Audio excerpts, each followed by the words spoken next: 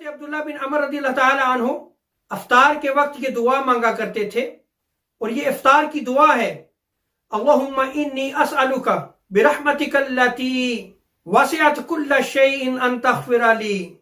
اور روزہ افطار کرنے کے بعد بھی دعا مانگنا آقا علیہ السلام کی تعلیمات میں سے ہے۔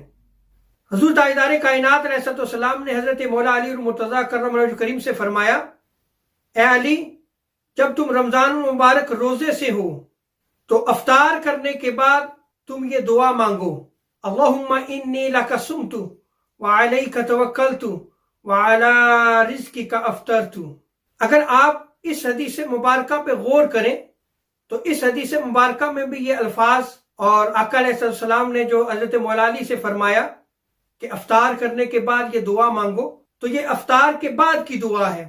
ہمارے ہاں اکثر یہ معمول ہے کہ ہم روزہ افطار کرنے سے پہلے یہ دعا مانگتے ہیں، حالانکہ یہ دعا روزہ کو افطار کرنے کے بعد مانگی جاتی ہے۔